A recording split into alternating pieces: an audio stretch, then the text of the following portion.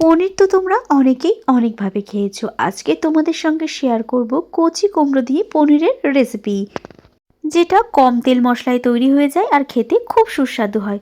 প্রথমেই একটা ভাজা মশলা তৈরি করে নিতে হবে। গোটা জিরে, গোটা ধনে, গোটা গোলমরিচ, গরম মশলা শুকনো খোলায় ভেজে গুঁড়ো করে নিতে হবে।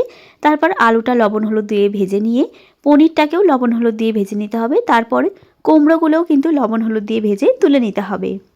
ওই তেলের মধ্যেই ফোড়নে 5 ফোড়ন দিয়ে ফোড়নটা ভাজা ভাজা করে দিয়ে দিতে হবে টমেটো কুচি। টমেটোটা ভাজা ভাজা করে দিয়ে দিতে হবে পরিমাণ মতো লবণ, অল্প একটু আদা বাটা। এবার দিয়ে দিতে হবে হলুদ গুঁড়ো, কাশ্মীরি লঙ্কার গুঁড়ো, চেরা কাঁচা লঙ্কা আর মটরশুঁটি দিয়ে খুব ভালোভাবে মশলাটা কষিয়ে নিতে হবে।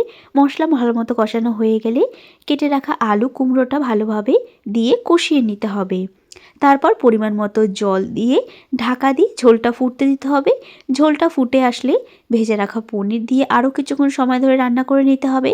নামানোর আগে অল্প একটু চিনি, ভাজা মশলা আর ঘি দিয়ে ভালোভাবে মিশিয়ে নামিয়ে নিলেই তৈরি দারুণ সুস্বাদু পনিরের রেসিপি, যেটা গরম ভাতের সঙ্গে খেতে ভীষণ ভালো লাগে। অবশ্যই এইভাবে একবার ট্রাই করো, আশা করি খুব ভালো লাগবে।